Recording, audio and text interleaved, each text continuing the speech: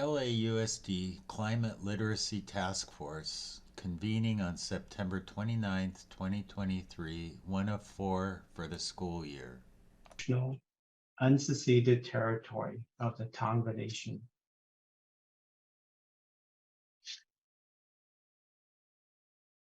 The Climate Literacy Task Force began from the Climate Literacy Board Resolution in 21-22, and it is here to convene and organize all other related working groups called for by previous initiatives and resolutions focused on school greening, gardening, outdoor education, and clean energy.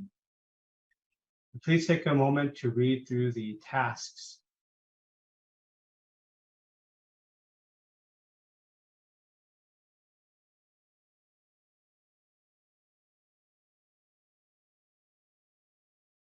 Take a look at today's agenda. This is what we'll be covering today. And as you can see, we have a fairly full schedule, a lot of things to cover. We will have integrated Q&A time after each section. So please place your questions in the Q&A box in the top. You'll notice that there is a question and answer feature. We just got a question in there right now. So if you can please put your questions in there during the presentation as you're going, then we can answer all of those during the Q&A. And then we will have a final Q&A at the end. If you can please all use the QR code or the bit.ly below on the screen, or use the link that's in the sign in the chat for you to sign in. Please complete the sign in so that we know you're here, and then that afterwards we can send you the presentation along with other resources and materials regarding this climate task force convening.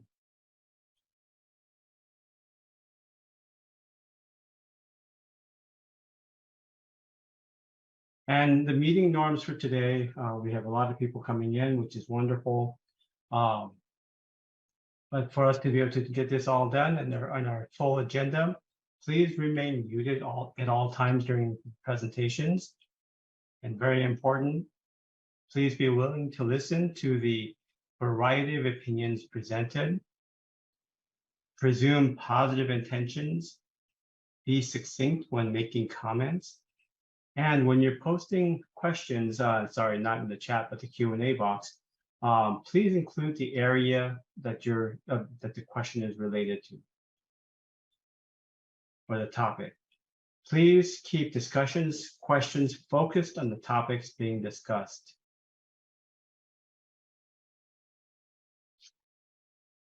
It is my great honor to introduce to you our LAUSD's very first Chief Eco-Sustainability Officer, Christos Krasilio. Christos, if you're here, if you would unmute yourself.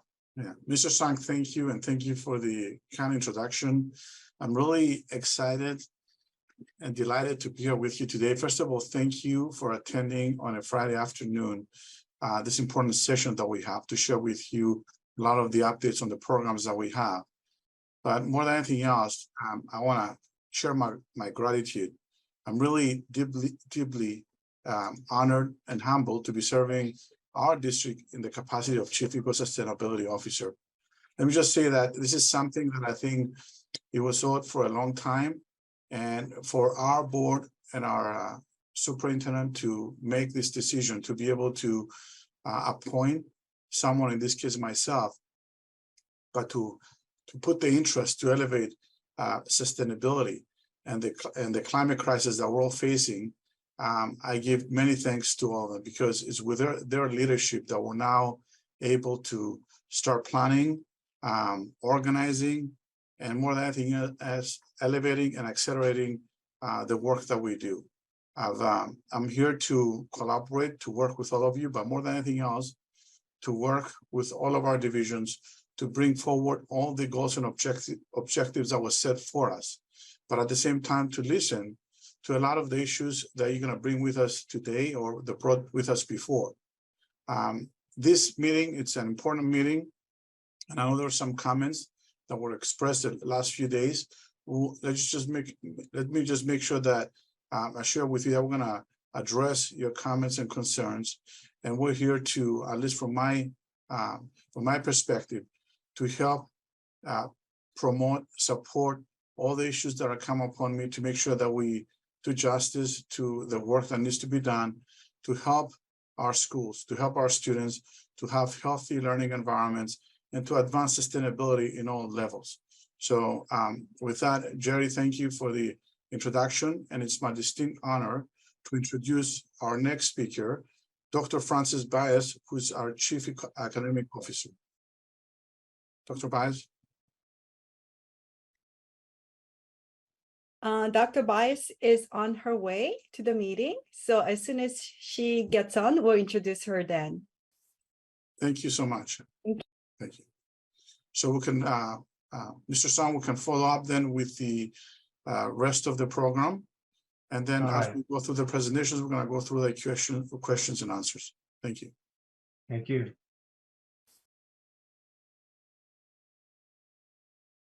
Okay, and it's also my pleasure to introduce to you my supervisor, Chie Kitayama. If you can unmute yourself to Chie. Good afternoon, everyone. It is great to be here this afternoon. It is my honor and pleasure to introduce our whole Division of Instruction team who are here to support and who is behind Jerry and the district to make sure that our goals are met in terms of supporting climate literacy. So in our Division of Instruction, we have a new leadership. So we have, alongside with Dr. Baez as a Chief Academic Officer, we have Mr. John Veladovic is our Secondary Executive Director. And as you can see, we have leaders who are here to support. So along with that, we also have a great science team that is Mr. Song, Ms. Sanda, and then Ms. Rodriguez and Ms. Dahai. So that is our science team, as well as the next slide, please. Under the leadership of Elementary Executive Director, Ms. Maricela Sanchez Robles, we have Dr. Bernal and Ms. Henderson, and Ms. Valadez Rodera supporting the cause, supporting this initiative, as well as we have Mr. Jerry Salazar, who is a support from Beyond the Bell Outdoor Education. So with that, I'm going to turn it back to Mr. Song. Thank you.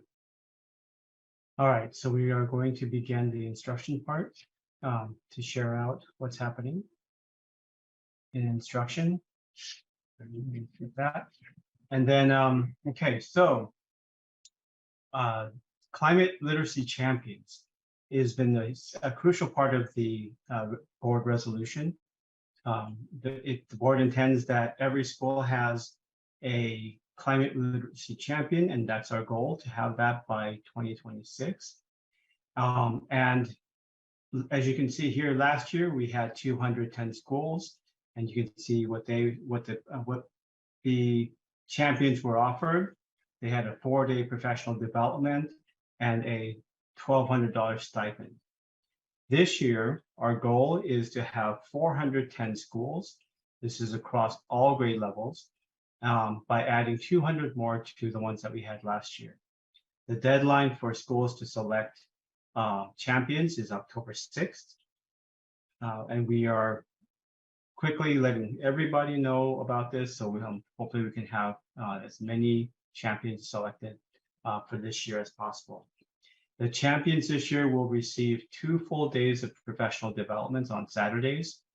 And we're working with UCLA Center X to design these PDs. We're actually hoping that one of those, the second one most likely, will be at an actual venue. We are hoping to have a book study with the climate literacy champions, and the champions this year will receive an $1,800 stipend.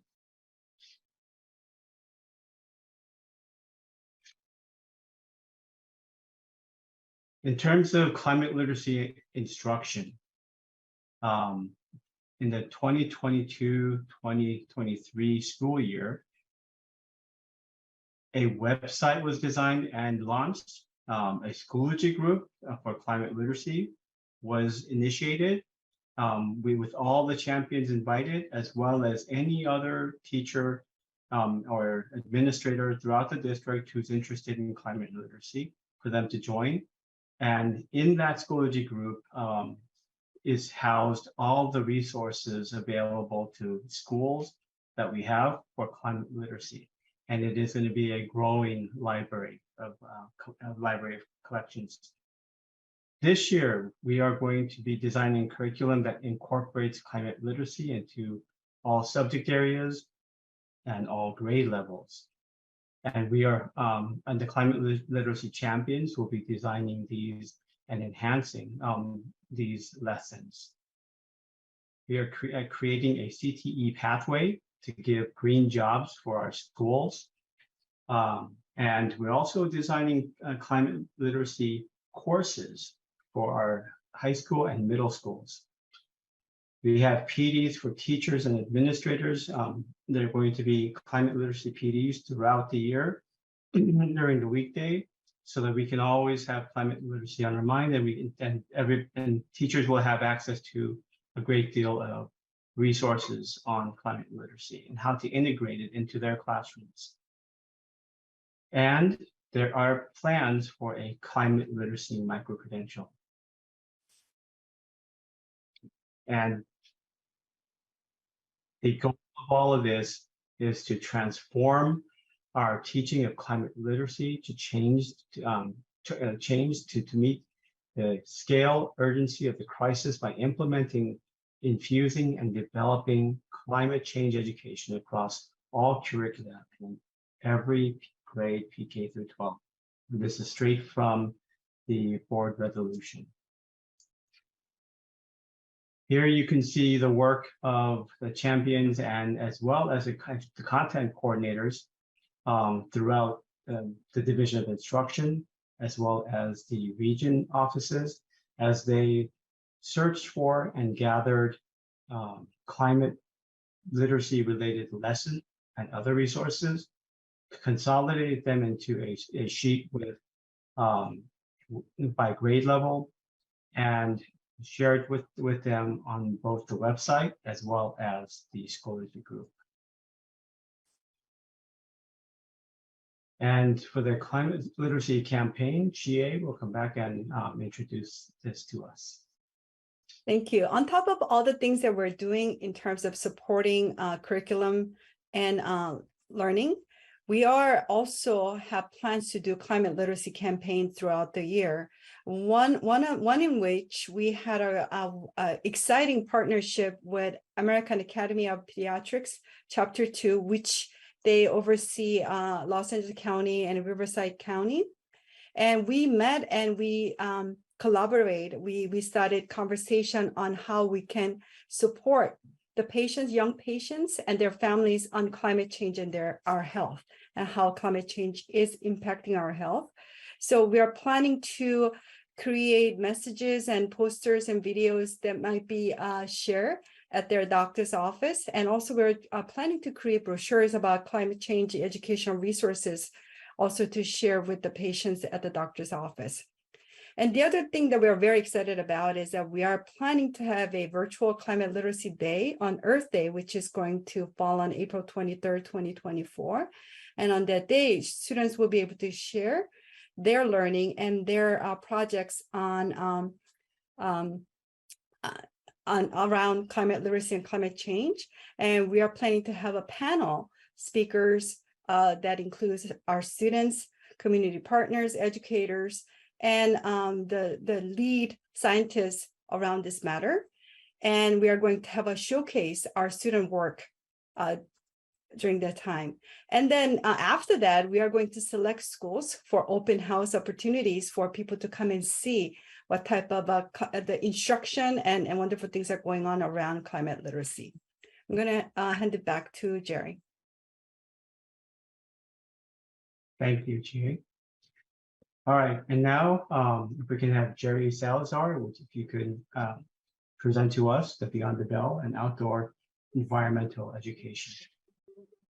Good afternoon, everyone. Again, I'm Jerry Salazar. Just to distinguish, because I know Jerry's song and then Jerry Salazar could be a little confusing. Yeah, I'm Jerry Salazar with Outdoor Education Beyond the Bell. And next slide, please. So going to get right into it. So we are tasked with providing enrichment experiences and expanded access to outdoor nature-based activities, because we know a lot of our students in LA Unified do not have a lot of access to a lot of these resources. Next slide, please. So outdoor education in LA Unified now entails 3 outdoor education centers: Point Furman in San Pedro, with access to the beach and a view of Calian Island. Clear Creek Outdoor Education Center, which is out in the Angeles National Forest. The new Canning Creek site in Lake Hughes, and of course our Day of Discovery program, which is really accessing all students in kindergarten through 12th grade. So the outdoor education centers, Point Furman, Clear Creek, and Canning Creek, serve 4th grade through 12th. Day of Discovery is our TK through 12th program. Next slide, please. So today I'm going to highlight our Day of Discovery program, because that's the one that is really accessing the most number of students right now. So the program, these are single day programs that are field studies, and the field studies are different than a field trip. So the field study is meant, students go to a site, any of our partner sites, whether it's the LA Zoo or the Cabrillo Aquarium or any one of those sites, and they go to accomplish a mission. They're involved in a field study, and they're supposed to come away with a product that they themselves were able to work on as a team. All programs are focused on science protocols. In most cases, they are global learning and observation to benefit Earth protocols, which our partner JPL has provided professional development on to our staff. And our focus is Earth systems.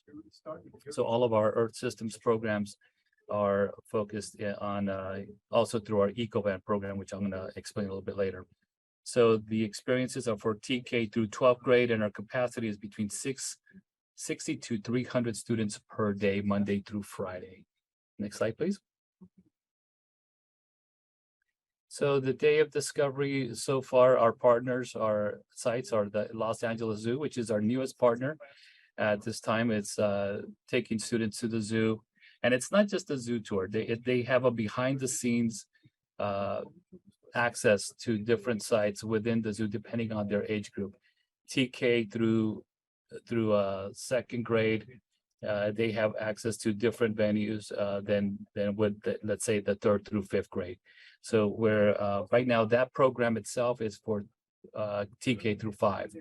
The Gila Bay Aquarium, they actually do research there on the site in the Santa Monica Bay, and that includes secondary, middle, and high school as well programs. The Friends of the LA River, that's also a 5th grade through 12th grade program. And as you go down the list, the Skyhook EcoVan is our, we always say that if students can't go to camp, then camp will go to the students, and that's our Skyhook EcoVan, which is 4 vans focused on Earth, on the Earth systems, and each van has a theme, and each theme is around one of these Earth systems, including, for example, atmosphere, geosphere, biosphere, and hydrosphere. Next slide, please. Yes, So the program focuses on next generation science standards, social emotional learning, and wellness. It supports English language learners. We really try to focus on multi-sensory experiences. So when I say that, it's also because we know that students have different learning modalities. So we address all learning modalities, and the outdoors allows us to do so simultaneously. And I say that we provide phenomenal phenomena because that's our hook. That's the way that we get students interested in climate literacy, by getting them really involved in the field in a real world situation. Next slide. So some of our curriculum and activities, next slide. At many of our sites, it includes riparian ecosystem studies, which involve our globe protocols, and also night sky studies. Next slide. The social emotional learning and team building happens as it should in our world.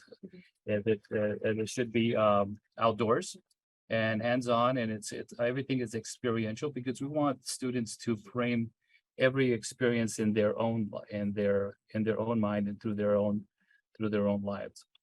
Next slide. We also have a focus on mental health. We want students to understand, to use the outdoors, to leverage the outdoors to lower anxiety and stress. So we actually give them some techniques and some mindfulness activities for them to be able to address some of those that stress that they feel throughout the day. And we know that they don't have access to a campsite all the time, but they do have access to green spaces within their school sites or their communities, whether it's a tree outside their window or even a potted plant. They can go ahead and use anything that's nature based to go ahead and lower that stress and anxiety. Next slide. And I will be taking your questions at this time. Any questions? So, and this will be questions for any of the instruction slides. So actually, if we can, we have a Norma who's collected some of the questions that are in the Q&A.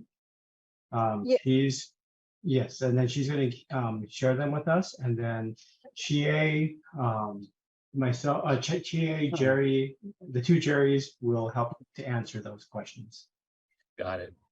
Okay, so one common question that many of our participants today here are asking about the providing the resources for some of the things that you've mentioned, Crystal. So if you can please answer that one, where could they find the resources? I'm sorry, Norma, you mentioned the resources for what? For the environmental education programs and the outdoor programs? Yeah, so what we have, if you go on our website, learninggreen.laschools.org, you're going to be able to see all the education awareness programs. And I'll be sharing with you later on during the presentation that I have some of the links to the website, and also to email us as well, so we can be able to respond and help and guide you. But if you go on that website, you're going to be one of the focus areas. It is education awareness. You can click on that and you can see the 4 current programs that we have available for you right now. Thank you. Okay, and one other really common one that I keep seeing in our questions is, how can schools apply for these outdoor science camps and/or trips? In regards to outdoor and environmental education programs at our camps, we do reach out to principals at the principals meetings, and the principals themselves are the ones that go ahead and sign up for these programs at this time. We also have given priority to the most high need schools in our school district. So we at this time we have more schools that would like to come to our programs than we have capacity. We are increasing capacity as time goes on, but at this time we are having principals reach out to us. Thank you. And one more common question that we keep seeing in the chat and the Q&A, and maybe Chie, maybe you'd like to answer in regards to the specific date for the Climate Literacy Day. Yes, I apologize for putting a wrong date, and you're absolutely right. It's on April 22nd, and our Climate Literacy Virtual Day will be on Earth Day, which is April 22nd, 2024. Okay, and I think we could go ahead and move on. We're going to keep gathering more questions as we move along. Okay, actually, if anybody else has any other questions, please make sure to put them in the Q&A. All right, we're going to collect these 2 minutes, and then we're going to move on.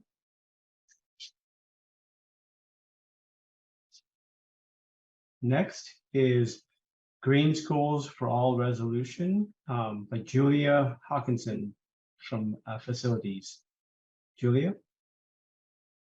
Hi, everyone. Can you hear me okay? Yes, we can hear you. Great. I'm really happy to be here. Thanks for having me. I'm standing in for Alex, who's out today. So we can go to the next slide. Next slide. This is just, I'm going to just have a few slides. This is the Green Schools for All resolution. There's a brief summary. I think everybody is familiar with it, but the direction was from the superintendent to develop a plan to achieve 30% green natural schoolyards at our school sites, along with identifying funding, ensuring staffing and resources, deepening partnerships, and encouraging and ensuring that it's part of the district's advocacy efforts. I'm going to give you an update on where we are. Next slide. So more than 600 from our initial analysis, more than 600 schools have a schoolyard that is less than 30% green natural. And you'll see in a minute that those are all terms that we needed to work on defining. And so that has been part of our effort over the past few months. But our initial analysis is over 15 million square feet of paved schoolyard needs to be upgraded to green natural schoolyard at a cost of approximately $4 billion. So we started looking at what are green schoolyards. And one of the key defining terms we're using is that this is the area students have access during the day. Where do students get to access green and natural spaces for learning and active play? Do they have trees and shade? Are they permeable surfaces? Are there drought tolerant plants, educational gardens and learning labs, grass play fields, and other sustainable features that reduce the heat island effect? So that's a little background, and now I'm going to give you a little update on what's happened maybe since the last time that you've heard about our progress. Working with community relations, we held a series of 5 meetings, and I hope some of you here maybe were able to attend some of these. We had one in each region community meetings. We had very good attendance at these meetings and a lot of interesting discussion and commentary. We also had a partners meeting by Zoom for greening professionals, environmental experts, and other partner organizations. That was a slightly more detailed and technical discussion. But then a survey went out to all the stakeholders that attended these meetings and many more. And that was available to all the partners to gain additional input from people about what green schoolyards meant to them, what green natural meant, what their priorities were. And we're looking forward to sharing that the outcomes of that survey. Is going to the board soon. So then, as I mentioned, one of the focuses that we were working on together, all of facilities, was defining what a green schoolyard is. And so we looked really closely at the focus of the schoolyard meant this is where the students have access. This is their space that they're engaging with. And what are the elements that make up a schoolyard? What are the needs and priorities? What are the physical constraints that we have at small school sites? Talking about athletic fields, looking at physical education requirements, looking at other ways to cool the space and tree canopy, and really also being very cognizant of some of the infrastructure issues like permeable space and stormwater capture. And with a goal of analyzing each school against this definition as it's finalized to establish metrics for tracking green schoolyard goals. And some of you, I think I've met with a lot of this group, and it's been wonderful. I really appreciate your input. The meetings facilities that we've had with instruction, including physical education and social emotional learning and STEAM and science, have really helped to inform our development and our guidelines of green schoolyards, and how that these developments and these investments are always in alignment with educational vision and support the learning experiences of our students. So that priority has always been a thread throughout, talking about things like selecting plant and tree palettes that support teaching and learning, I'm really grateful for talking about how outdoor spaces promote student wellness, those areas of stress relief and relaxation, meditation and mindfulness, as well as being able to provide lots of room for active play for our students that don't get enough opportunity for activity with limited access to parks and other types of active areas. So there was a lot of data we had to analyze and evaluate and update, and that's been a huge effort. That's been a really important effort that we're collecting very strong and QA/QCing that data and make sure that it meets what we need. And then per the direction in the board resolution, we've been looking very closely at how to include data from CalEnviroscreen and also looking at extreme heat temperature tool, because the greening index and some of the original indicators needed to also take into account the other areas of high pollution and high heat. So that's another area we've been looking, and then constantly updating and improving our analysis tools and metrics so we can track our progress towards these goals. So just to summarize, the highest priority is the elementary schools, ECs, and primary centers that have less than 10% school yards. That's about 200 schools. So just to hit those 200 schools with what we need, we're looking at about 1.5 billion needed to get the goal for those 200 schools. So our next steps is we're taking the Green School Yards for All plan to the Board of Education very soon. It says fall 2023, that's now. So it's in the works, and that should be happening very shortly. And also this continuation of refining the data and the data systems. Thank you very much for having us. Thank you, Julie. Okay, so Norma is collecting some questions for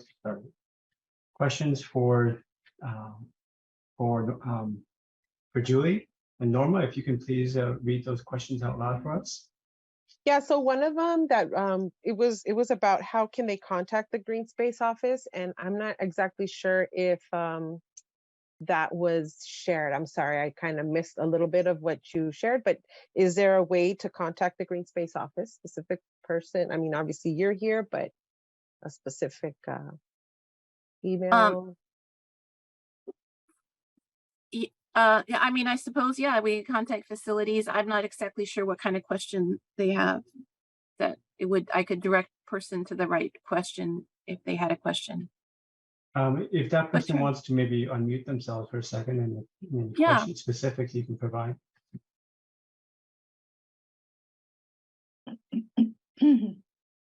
I was just wondering how to get on the list, so because I'm at a school that is probably, I know is really high in need. So I was just curious, when do you think this would even begin?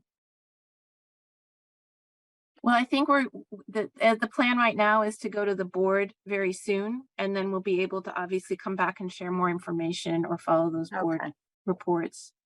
There isn't a single person. This is a very dynamic, collaborative effort between a lot of different branches. So I think the information will be coming out very quickly after the board meeting.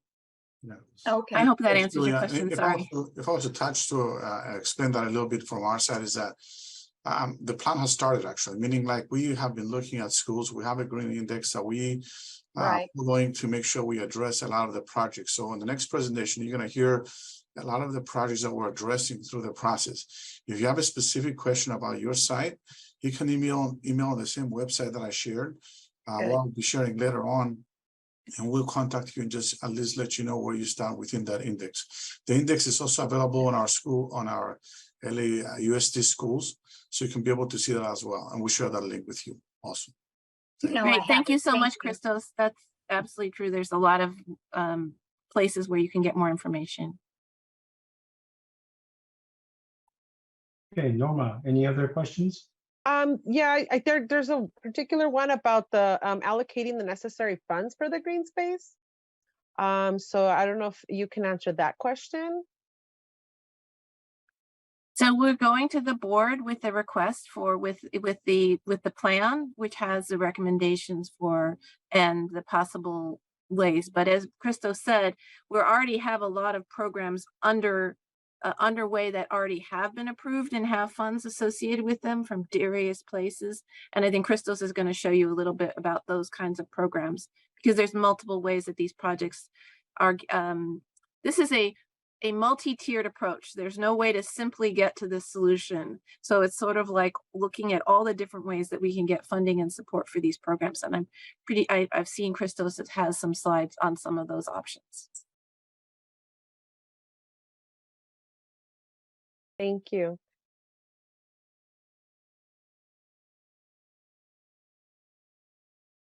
Norma, do you have any other questions? As of now, I'm still trying to, they're coming through pretty quickly. Let me see if I Okay. can gather a few more, but Okay. Or but if I think somebody that, wants to unmute themselves and ask their question, that'd be fine too. Yes, hi.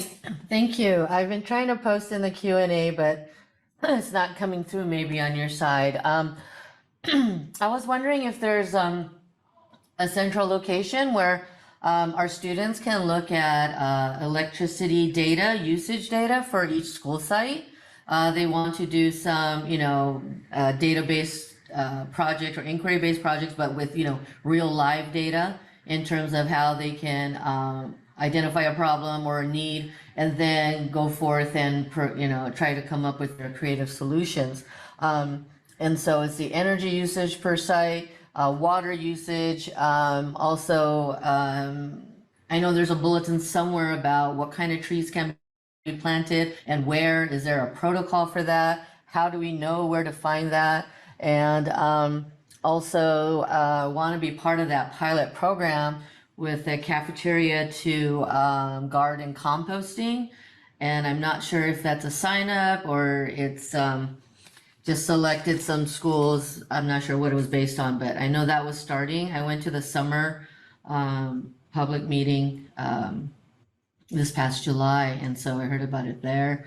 And I know my school is below the cutoff on the priority list, but we'll try to do what we can, within our ability. And so wanted to get assistance in just gathering the data. What can we do? What can we not do? That type of thing.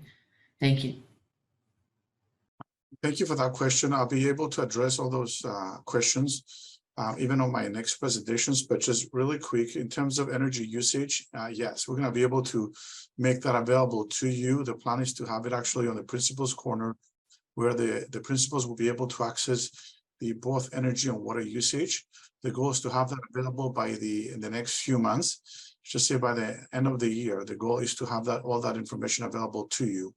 If you need a specific information for something for a school, we'll also provide that to you. So please let us know. In terms of trees, yes, there's actually on our website, there is a link where you can be able to access to see what kind of species we allowed to use in our schools, and that can be shared with you as well. In terms of energy composting and that, I'll be covering that also under the energy section. That is right now managed by our Office of Environmental Health and Safety. And I will talk about how some of those schools were selected, and then what the plan is later on in the presentation. Thank you. All right, thank you. I know there's others who have questions, and if we can save them, please, until the end. You will have a general question time, and we'll take some more questions then. But as you know, our schedule is packed today, so we want to move on. Next, Christos, if you would please continue and share with us campus ecology. Thank you so much, Mr. Song. Yeah, if we can go to the next slide. And as I was sharing, introduce myself, one great thing that I wanted to share with all of you is that sustainability has been with our district for the last over 13 years right now, when it was approved through a resolution by our Board of Education to create a sustainability unit. And the unit was created, and actually I was managing it myself for the last 10 years.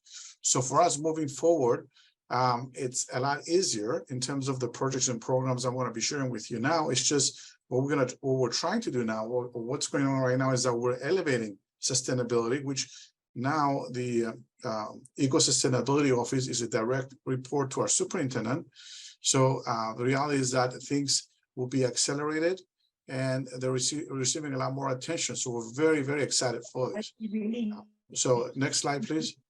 So here, I'm here to discuss campus ecology, and I'm going to be focusing on some of the partnerships, because again, all this work is not, we cannot be able to accomplish all the work without our partners, and then allow the programs that we have in place now. Next slide, please.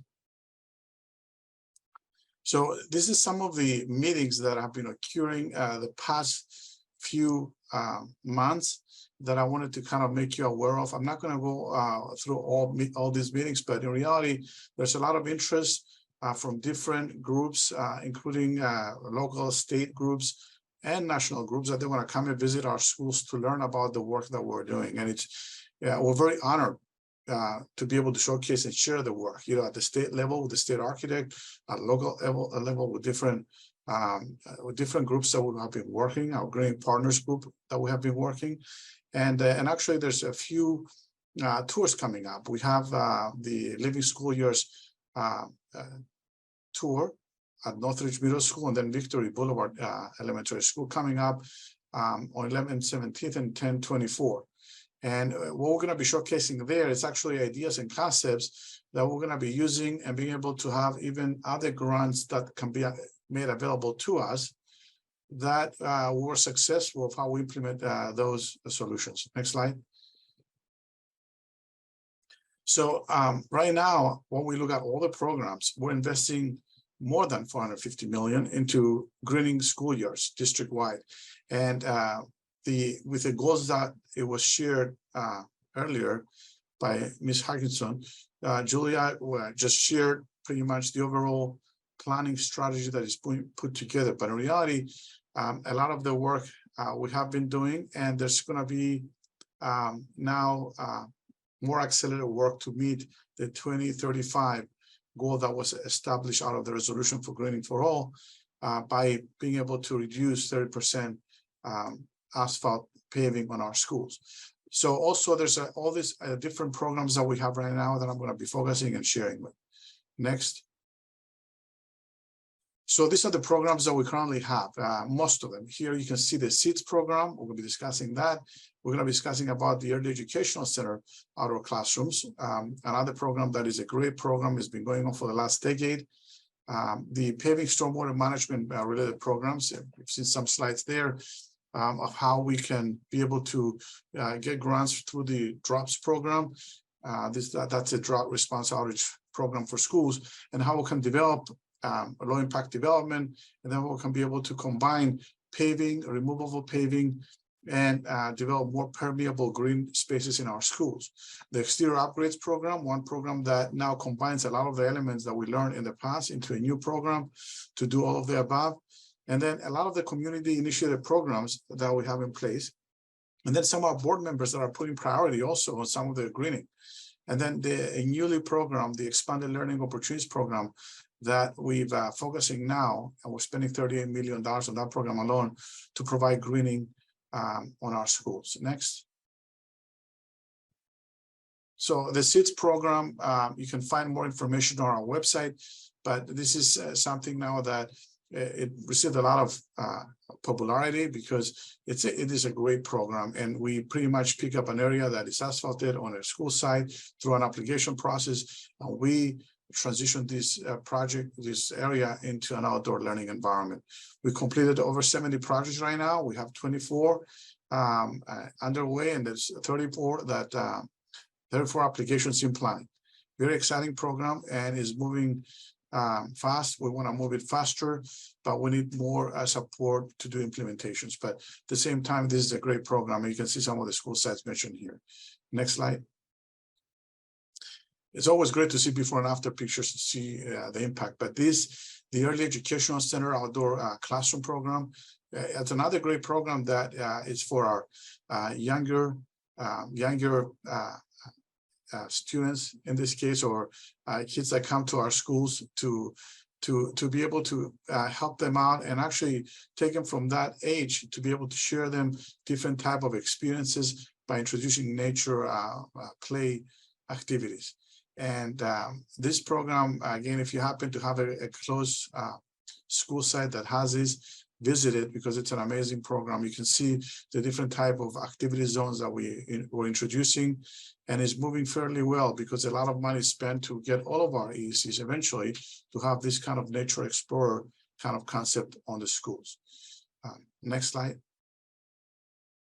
The exterior upgrade program, it's a newly program. We took some projects to the board. It was recently approved this month. And the idea is that to keep taking more projects. We're planning on taking 30 projects for 300 million. But initially this program started as a paving replacement. It was the sites that needed to replace paving immediately. And what we've done, we've introduced a lot of the concepts and ideas that we developed through time, the last decade, in terms of grading our schools. So you can see the existing site and a concept plan for Plummer Elementary School that we took to the board of how we can take a project that is all asphalt and introduce reflective coating for the play areas that are required by the California Department of Education that we have to comply with. But in addition to that, all these different activity zones throughout the school.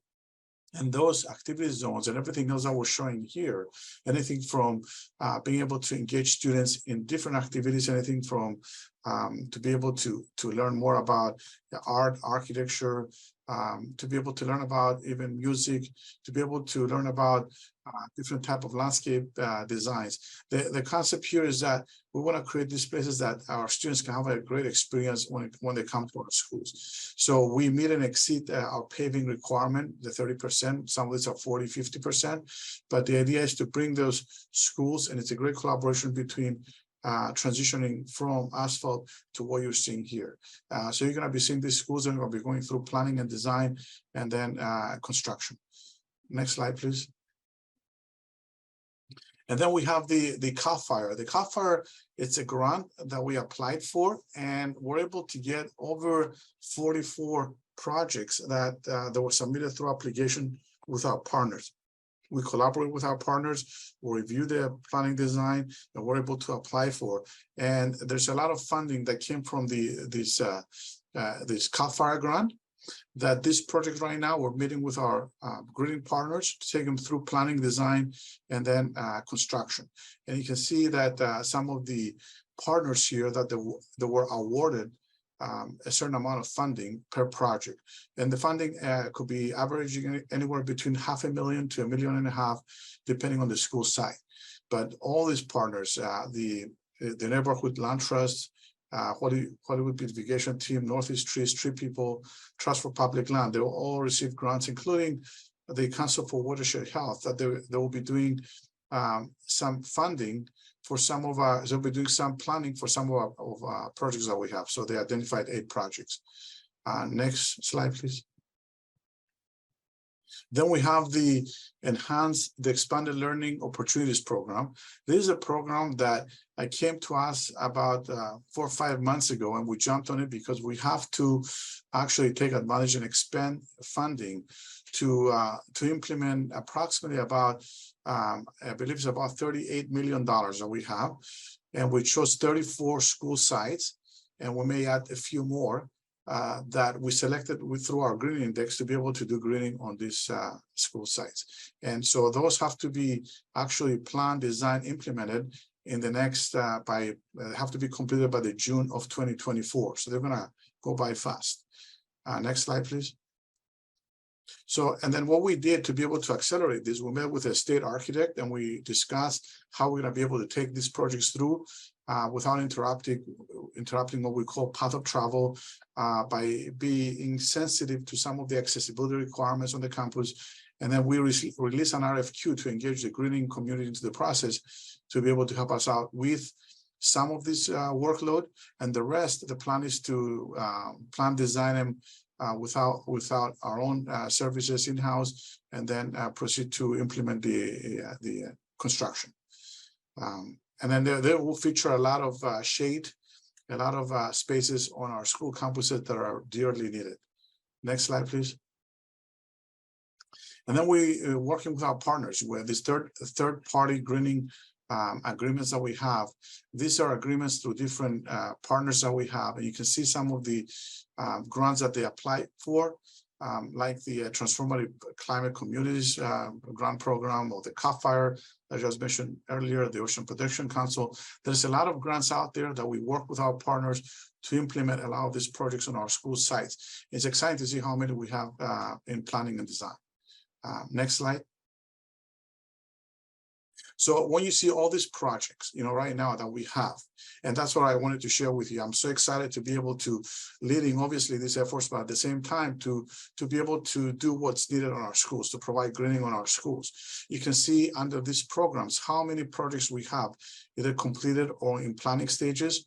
And I will say in the next 3 years, you're going to be seeing over 100 projects, greening projects that are going to be completed on our schools. So this is so exciting. Next slide, please. And then I mentioned earlier about how to contact us. This is the email, learninggreen@lausd.net, our website, learninggreen.laschools.org. There's a garden guidebook there that we assemble, we put together, has a lot of great information, and you can access it, download it, and review and better understand a lot of the concepts that we have there. So when we planned a project, at least you can see some samples that we developed in the past. Next slide, please. And these are the people that help us make things happen. So I always thank them. We owe a lot to them, because without them, we cannot accomplish what we have. So we meet with them, we talk to them, we share resources, and we're going to be having more discussions to help us accelerate our greening on our school sites. Next slide. And again, thank you. Thank you for being here. This is great. We're seeing green throughout, and you're going to be seeing a lot more greening on our school sites. Thank you.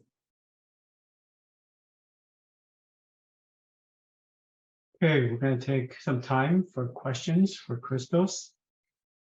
Norma, do you have any questions you can read for us? Yeah, so one of them that stood out was about the timeline. I know that you did mention some schools and some dates for some of them, but like, is there a place where people can, look somewhere on our website or something for specific timelines on these projects? That's a great question. So typically, when we start planning, we come up with timelines, and then when we understand the projects programs better, we take them to our Board of Education, and those projects are publicized and they have a certain timeline that is presented and approved by the board. Now, what I can tell you is that eventually I would love to have on our website that I can start adding this, and it's a great idea to keep adding them, so you can go to one location to see as they are approved. But each program is unique. Like the Expanded Learning Opportunities Program, we have to complete 30 projects. That's what we're planning now, 34 projects by June of next year. So that's going to move fast. Our SIDS projects can take a year to a year and a half, depending on the availability of sources that we have. Some of the other programs that are bigger, like, for example, when we're looking at the exterior upgrade program, that it's paving and it's a $10 million project, those would take 3-4 years to complete. So there's different types of programs that we have with different schedules. But yeah, thanks for the comment. And eventually, if you can access, we'll make something that you can be able to access, so you can be able to see some of those schedules.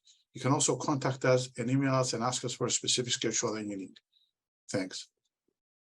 Another question that I'm also seeing is that, how are you vetting which ones are the neediest schools, and how you're going about that and informing, people about that? Yeah, great question. Thanks. So we have our green index that we made it, and we're going to keep updating the green index, because as we identify projects, we show them as complete or in planning. But the idea is that the green index is the guiding principle, because that green index combines different elements in terms of the CalEnviro score, and it combines in terms of areas that we know from our own research that their need for greening. So that's like the first thing that we're looking at. But then there's other areas that we were exploring to be able to, again, keep updating to make sure that we ensure that there's equity in terms of the greening that we provide on our school sites.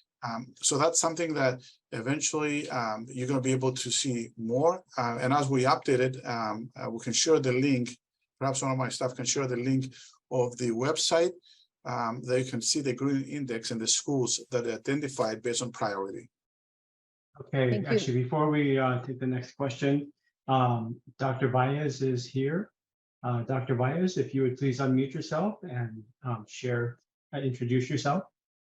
Oh, yes. Thank you so much. Can you hear me? Yes, I can hear you.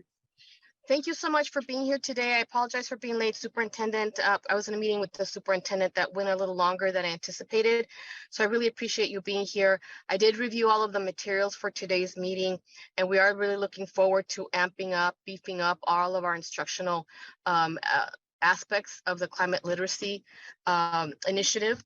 Looking forward to developing lessons and building upon the curated materials that already exist, doing a lot more meaningful work, really advancing the information on climate literacy, including more people to the planning, scientists and those that are experts in the field when it comes to climate literacy, so that our students get access to the people who are solving these really big problems in our world. And so I thank you all. I look forward to the collaboration. I'm here listening, and if you have any questions, I'm happy to respond. Thank you, Dr. Baez. Okay, Norma, any other questions that you have for us on from Yes, the Q&A? yes, I'm going to go ahead and have Miss Lewis, Eugenie Lewis, who has had her hand raised. She's been asking some questions about the AstroTurf. Okay. So go ahead and unmute yourself, Miss Lewis. Hello, everyone. Jeannie Lewis. I'm the co-chair for the Climate Reality Project Curricula Youth Action Committee. We've been very concerned about, the implementation of the curriculum and having it addressed in all schools and all subjects. I guess I'm wondering, it seems like what stands out is a lot of the efforts around the facilities. And I was just wondering, since that's such a dominant kind of a focus, how are some of those efforts integrated into the curricula, into classroom and learning, seeing some of those facility efforts on a more global standpoint from a climate change standpoint? Yeah. And Ms. Garcia, this is a great question from you. And this is why now we have the position that I'm in. And the plan is for us to work closer with all the divisions. We have been working with the Division of Instruction. We have been working with transportation. We have been working with food services and so forth. But now even more to develop more programming. But we have some programs, and you're going to see some of these programs that we have collaborated through the process that allow a lot of our climate champions will be implementing on the schools. So some of those programs are shared in the chat box, the email that I shared before under our educational awareness, but there's a lot more programming coming in place, and we're going to collaborate even more on this effort. Thanks for that question.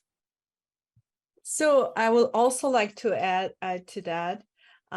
Definitely, it seems slow, but we are definitely working really, really hard to revamp. Continue to support our schools, the integrated instruction. So that is the part that we are continuously working and collaborating with you to ensure that all of our students would be aware of what is going on. I know that many students are already aware what is going on and what are some of the things we can do to support that. So we are definitely beefing up this year. We're adding courses. We are adding more lessons. We're collaborating with our climate champions to add those more courses to combat that. And also we're getting expert support to make it more scientific and have a clear understanding from our students and our schools as well.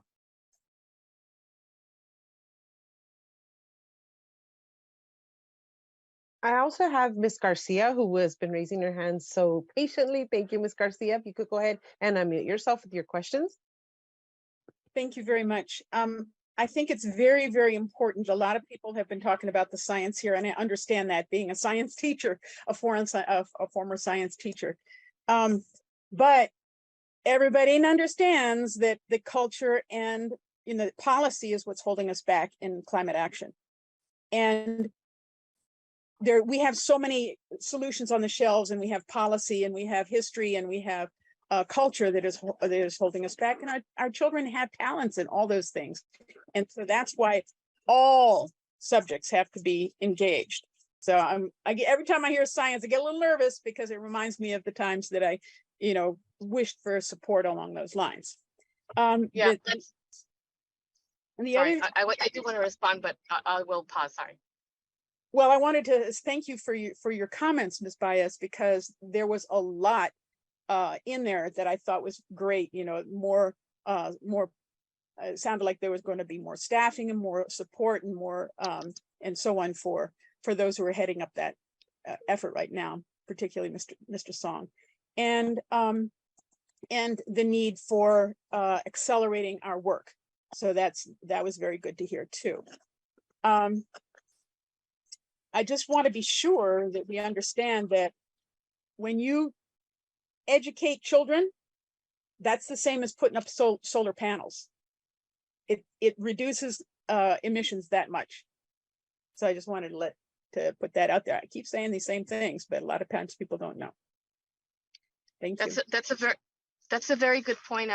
You raised a really good topic, that this approach and the lessons and curriculum should be interdisciplinary. It should cross all subject areas, because this will require a multifaceted approach to solving this problem. And it requires human behavior, it requires policy changes, it requires a lot of steps that our students need to understand, that they can take any one of those pathways to improve the climate conditions and reverse what we've done to our Earth. So I appreciate that. And yes, we have increased the capacity of our teams so that there's more attention to this very important resolution.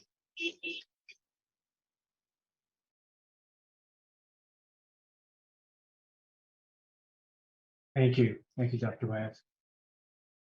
Okay, we're gonna move on. And again, as I mentioned earlier, we will have time for everybody to ask their questions after the final sessions are done.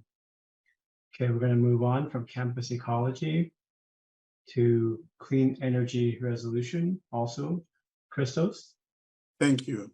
Thank you, Mr. Song. And again, it's great to hear the comments, because as we move forward and we look at some of those programs, yes, it's absolutely right that a solar panel could be as, something in instruction would be as good as a solar panel installation. And that's why a lot of the programming you're going to be seeing, a lot of the programs that we have, they just do that. So I'm going to be moving forward right now, sharing a lot of the energy efficiencies that we're creating through these presentations. And I'm sure I'm going to hear some great comments, and we're here to listen and implement those. Next slide, please. Next slide. So our mission and goals, they go back to our resolution that was passed in 2019. And our goal here is to make sure that we have 100% renewable energy by 2030 and clean energy in all sectors by 2040, which that means that pretty much everything, our heating, ventilation, air conditioning, cooking, transportation, it's all electrified by 2040. Next slide, please. And as we establish this eco-sustainability office, and we're moving forward, I'll be working closely with all facilities, transportation, food services, health and safety. So I'm here to report a lot of the work that I've done in the past. Obviously, it's under sustainability, but we're collaborating. We're going to be even collaborating and enhancing our collaboration even more as we move forward. Next slide. So next slide. So we presented this plan a while back, and we're still staying with the plan. The plan here is showing how we're going to be able to take our 345 megawatt of energy that we use, and how we're going to offset it with clean electricity by 2030.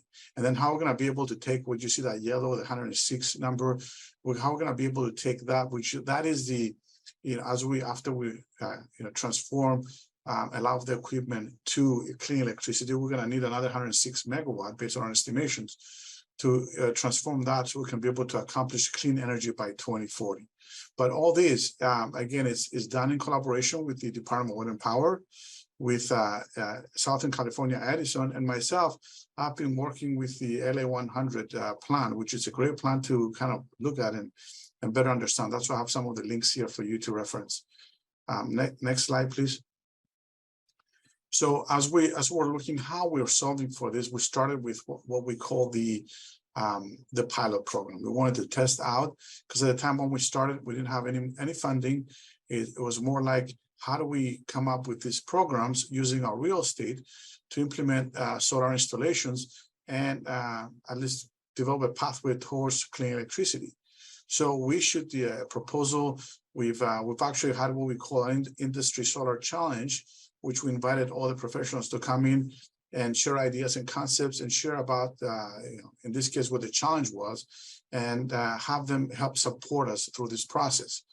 As we were ready to execute some of these contracts over a year ago, there were some challenges with some of the programs that were offered by our utility company, and with executing some of the contracts. So what we did, we went out with a rebid to include some of the programs that were available to us, so we can be able to offset some of the cost, to be able to get better pricing for our school district.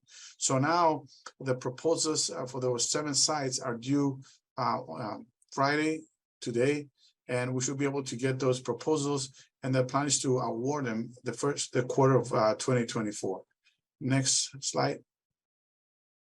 And then while we knew that was going to be successful when we started this process, we then released our first phase. We selected 26 school sites, mostly secondary schools, to ensure that, again, we're meeting and we're addressing the schools that have the highest electricity use. So what we did is we came up with a similar proposal that we should for the first pilot. And then actually this is got further along right now than the pilot itself that we call a pilot. And as we finish our, we receive our proposals, and we're heading right now into the process of evaluating, selecting what we call the best offer to us. And then we're going to make recommendations to our Board of Education to award contracts by the end of this year. Next slide. And then we have another program that we developed with the DWP. The Department of Water and Power is offering this program because they wanted to build more solar in solar farms outside our region. And the idea was for us to help support by buying this energy, this clean electricity through them, because we knew that we cannot really get all of our schools by 2030 to install solar panels. So this is in alignment with our plan to purchase power through them, clean electricity that is, but also have a savings, which we're estimating about $5.2 million estimate savings on our utility bills. And the idea is that the plan is to take this to our board in November and get this approved as well, so we can move this forward. And this is going to secure close to 90 megawatt of clean electricity at 285 of our school sites. Next slide. So here you can see how we kind of look at the plan. You can see kind of by year what we're planning on releasing, but every few years the plan is to release additional sites. We're planning about anywhere between approximately about 30 sites every few years, so we can meet and exceed the goal that we set up in 2030. And here you can see what we're estimating in terms of these different phases of how much megawatt we'll be able to receive. It's just estimations, but and then how we're going to be able to solve for the first part that I showed, the 345 megawatt of power, so we can be able to meet and have clean electricity to our schools by 2030. Some will have to buy through what we call RECs, that's a renewable energy credits, and we're going to do that to ensure, again, we're purchasing clean electricity on our schools. Next slide. So as we're meeting this plan, the next one is electrifying all sectors, and we're looking at how we're going to be able to do this. And the plans that we have here is to continue our energy efficiency on our school sites. You can see some of the planning that we already have in place, and we're ongoing through educational awareness, by the contest, by a lot of the programs that we develop with Division of Instruction to help our students become energy stewards on our schools, by continuing the renewable energy plans that I just shared. And then by then focusing on our specifications, updating them to ensure that anything we purchase uses clean electricity, and we pretty much abandon anything that uses gas. And we started to do this. We have a lot of projects in completion. So next slide, please.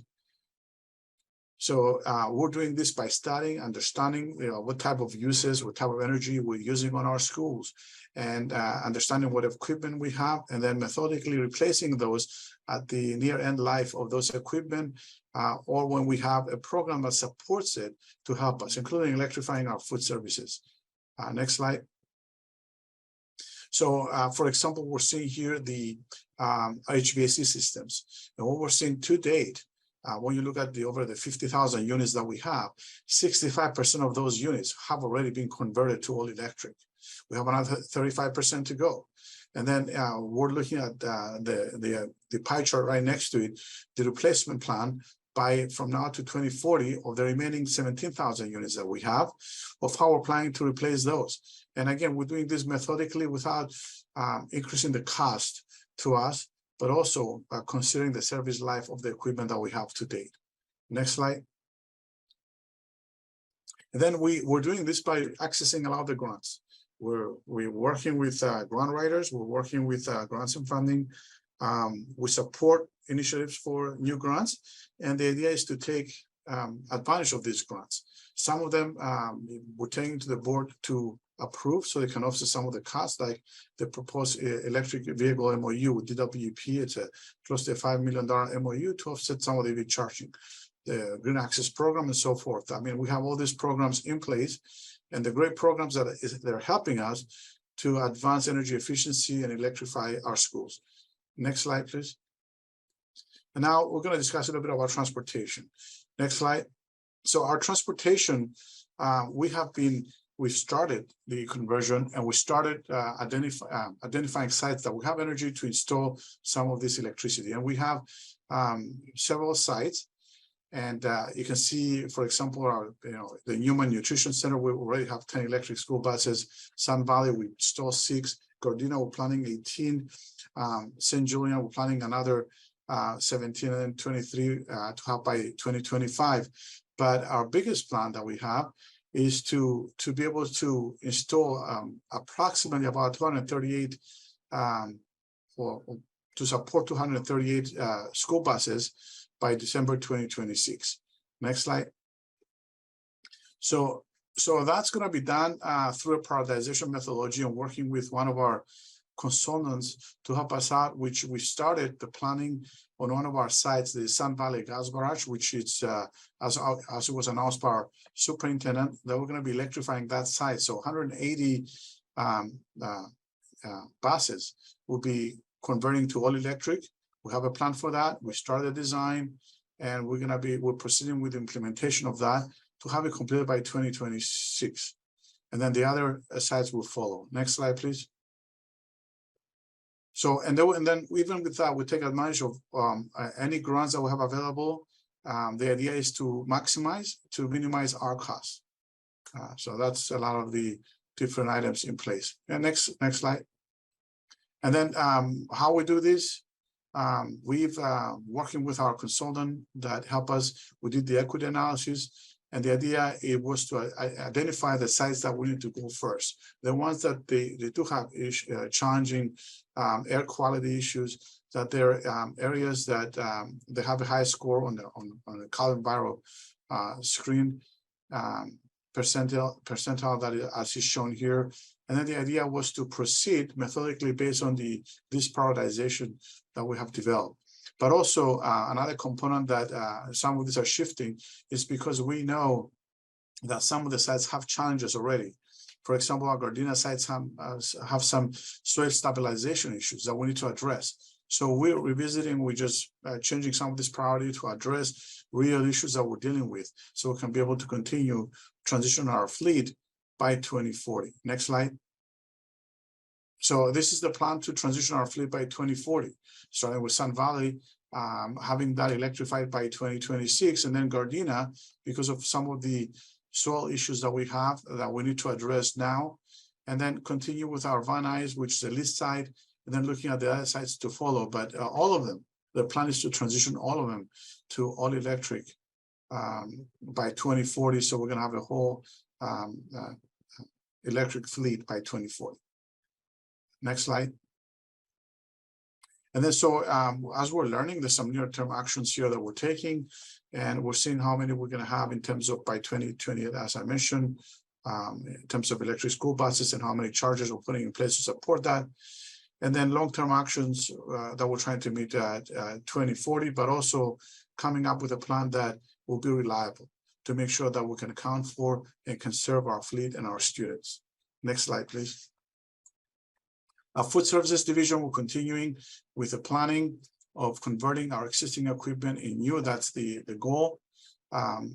We've talked about this before, and we actually have a pilot in progress. Next slide, please, to help us out of how we're going to go about of transitioning this. And we're looking at all the equipment, and actually there's some equipment conversion that is going on right now.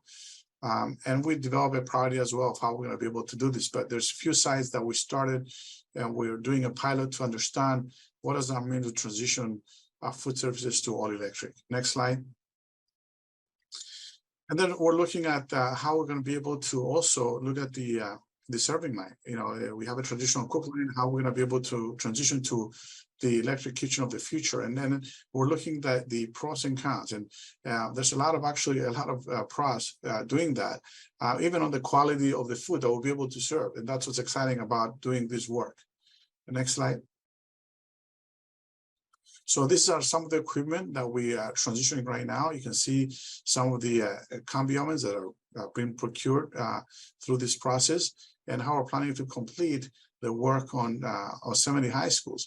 And these combi ovens, they're amazing. The work that the product that they can be able to produce in terms of freshness, and in terms of being able to be able to provide our students with these different type of experiences, at least, you know, the food that they can be able to come up out of this kitchen. So once we have this equipment in place, so this is exciting. So you're going to be seeing a lot of the transition to start happening in our food services areas. Next slide.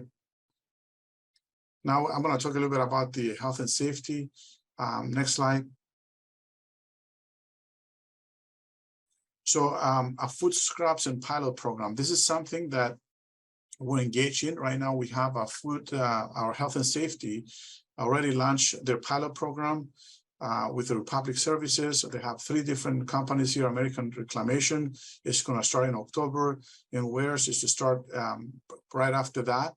And the idea here is that under this program is to make sure that it's rolled out throughout all of our schools eventually, but being able to benefit our schools, but reducing greenhouse gas emissions, divert food waste from landfills, create more nutrient-rich fertilizer even for our schools to be able to have, and some of the other benefits that you're seeing there. So this is a great program that you know, it's been rolled out right now. We're seeing that this is, with everyone's support, it's going to be very successful. Next slide.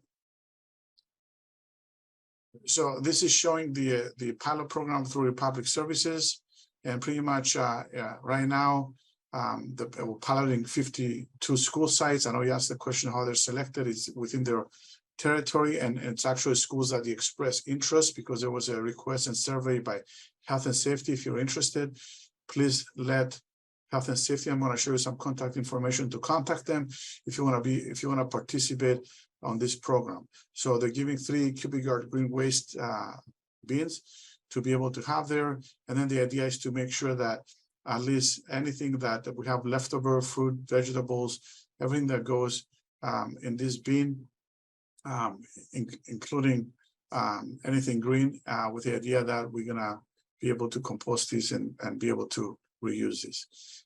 Next, and there's going to be some training that is going to be ongoing. Here you can see some of the recycling organics diversion by tonnage, as it was shared by Health and Safety.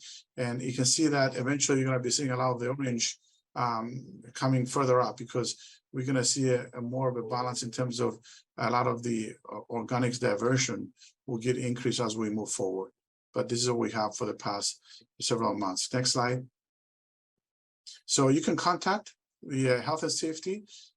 So here there's the contact information for Viridiana Espinoza. She's our senior admin analyst with Health and Safety. Her email is here.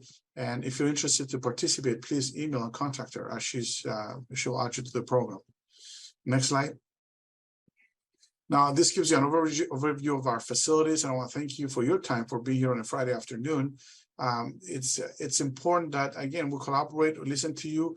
Yes, a lot of the things are heavily weighted. It was on facilities, but as we move forward, you're going to see things rebalancing themselves. And that's why I wanted to share with you that it's going to be more information in all different areas. You're going to be hearing more about instruction and some of the programs and sessions that we have, lessons that we have, and how we're collaborating, all of us, through this process.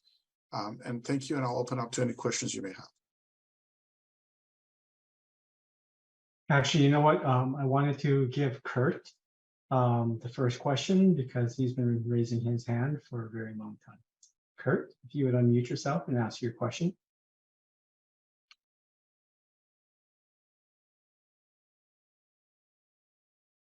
Maybe we had him waiting way too long. Kurt, if I can give you your moment to ask the question, if you can please unmute yourself and ask your question. All right. Kurt, at any point when you're here, just please, if you're here, just unmute yourself and then ask your question. Okay. Let's move on. Norma, do you have any questions in the Q&A that you want to read for us? Yeah, there was one in regards to the air conditioning. I know that that's not quite, I'm not sure if I saw it, but I'm trying to look for it again. I just had it. And or if the person who asked it regarding air conditioning, if you want to unmute yourself. The rising temperatures, what percentage of schools of air conditioning? So yeah, I think it was Eugenie Lewis again. Yes, I guess I was thinking about the conditions for young people and teachers in the schools, and given, the climate change, and wondering, we have sometimes very poor air quality and also high temperatures. I know we're trying to green the space. I know, but I'm just wondering of the environmental conditions within the schools and how the district is thinking about addressing that with Great point, Ms. Lucy. And the way that we do this is actually the plan is to install air conditioning and even air conditioning in all of our kitchens that they need, food service areas that they need air conditioning. But also one program that we're rolling out right now, and actually we received a grant from CalShape, is to install CO2 sensors to every classroom. So all of our classrooms, in the next year, and that's the plan, to implement these, to have CO2 sensors to ensure air quality in the spaces where, the teachers will be able to know the air quality monitoring, but also we have smart systems that they will work with those CO2 sensors under our energy management systems that we have that will allow more fresh air into the classroom. So yes, we're addressing this, and my hopes is that in the next year to 2 years to address all of our school sites.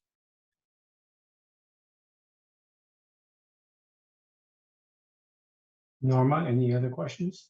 Yes, there was also a question by another participant here. Any ideas to charge up school parking lots? Teachers thinking about, charging up their cars. How is that working out? Yes. So we initiated a pilot about 4 years ago. We installed EV charging for our schools in 4 school sites to test some of the technologies. And I wish we had more participation in terms of people charging. But anyhow, so regardless, our plan is to introduce EV charging eventually to all of our school sites. Actually, the DSA, the Division of the State Architect requirement, is that we need to install, when we plan a project on a school and we convert or touch the actual parking area, is to be able to install certain amount of charging stations. So our master plan that we're rolling in right now is to be able to incorporate and include charging stations on our school sites. But as you can understand, it's going to take a while because charging stations are expensive. We have an MOU with DWP to offset some of the costs. The cost is not on the actual charging station, it's on the infrastructure. But it's a plan that we're rolling out, and as we're developing projects, you're going to be seeing more charging stations on our school sites. Thank you. And actually, we do have another question. It's been a reoccurring question. This one might be for Jerry. Are we going to get training as champions on how to promote climate literacy? And there's several climate literacy champions on this call, and they would like to know about the first meeting and the timing of that program. Thank you. Absolutely.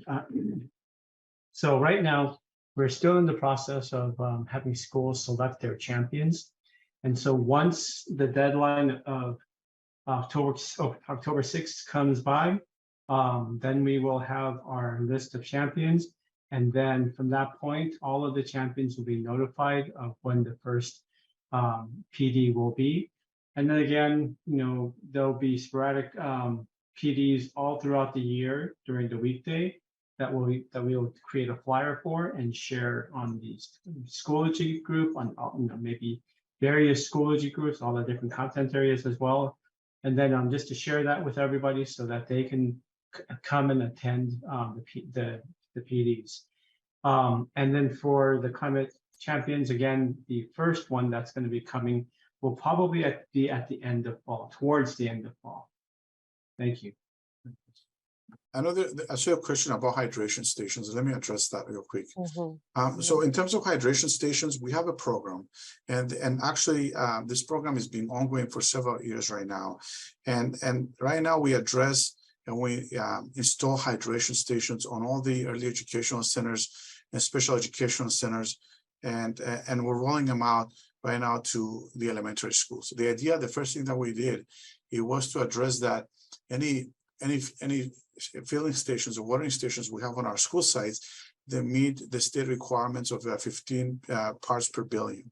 Now we raise our standards to 5 parts per billion, and the idea is that we're going out and we're storing these. We're looking at the fountains and we're installing these filling stations on elementary schools. We've installed over 360 water bottle filling stations to date, and the plan is to continue the installations on elementary schools, middle schools, and high schools.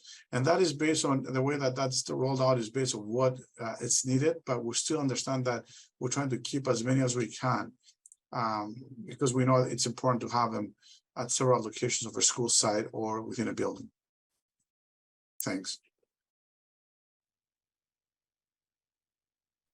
Thank you. And you know what? We are pretty much almost out of time, but I do want to point out that there were a lot of people giving great ideas about how to connect a lot of these programs to the instruction. So that is something that maybe we can go ahead and post maybe on the Schoology group. So on the Schoology group. Norma? So basically what we're going to do is, and again, please make sure you signed in today, because that's the only way we're going to have your email address. What we're going to do is we're also going to be collecting all the Q&A. I know, again, there was a lot of them and we still have more, but please just make sure that your question gets onto the Q&A, because we're going to be collecting those, consolidating them, and then we're going to share the kind of a Q&A, like a fact sheet to everybody through email, along with the presentation that you see right now. The slide decks. And Mr. Sangifana, share some closing remarks, really. Yes, please. Thank you so much. Well, I wanted to thank all of you for being here. And for me, even taking this position, as much as I love challenges, and I've been taking challenges throughout my life, this is perhaps one of the biggest challenge for me and for all of us. When we discuss about the climate crisis and we discuss about the issues that we're facing with, we need to take it very, very serious. And this is why I've, as a fellow architect, of the IA, and as all the other things that I've done in my life, I saw this as one of the biggest challenges I wanted to take myself. And reality is that, when we look at our environment and look at things overall, we're not doing well. And I'm not talking about LA Unified. I'm talking about general. When you look at the United Nations report for reducing temperatures by 1.5 degrees Celsius, we haven't met that. We're not doing well. But here at LA Unified, I want to make sure that we're setting up a guiding principle for everyone else to follow, because we're going to be where we are, and we're going to continue to be. We want to take this district to a whole different level that can be an example for other school districts to follow. We know what we're doing. We're learning, we're listening, we're incorporating, we're executing.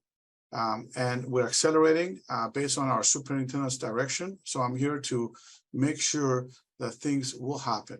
I want to make sure that I collaborate with everyone. There's a lot of work ahead of us. I understand it, but also I love challenges, and that's why I've took this challenge. So I'm looking forward to working with all of you. But at the same time, I want to make sure that as grim reality we have great hopes, because I don't want us to have this grim picture painted to our students, our children. Our children have to see us and they have to be inspired and innovated by us for the work that we're doing, so they can be able to believe us, and so we can help and guide them through this process. So I thank you, and for you being here on a Friday afternoon, it shares your dedication, interest, and care for your time to be here, so you can help out the goals and objectives that we're setting forward. So we're going to work all together as one team, and we're going to make great accomplishments. So with that, Jerry, thank you so much for that time, and thank you for the meeting as well. Appreciate it. Thank you, everyone. Again, the feedback link is in the chat. Please, please, please provide us your feedback. And we really hope to see you at the next December 8th convening. Thank you very much. Jerry, before everybody goes, I just want to say thank you as well to everybody who's here, who's participating in this, in the process of finding solutions and ensuring that through instruction, our students are better educated and prepared to find solutions to these complex problems. So thank you all for all the ideas that you put in the chat. Have a good weekend, Thank you so everybody. much, Dr. Bias. Thank you, everyone. Thank you.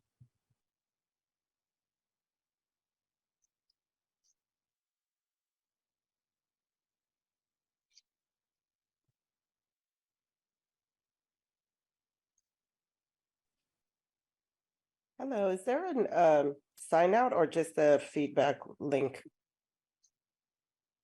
Just the feedback. Thank you.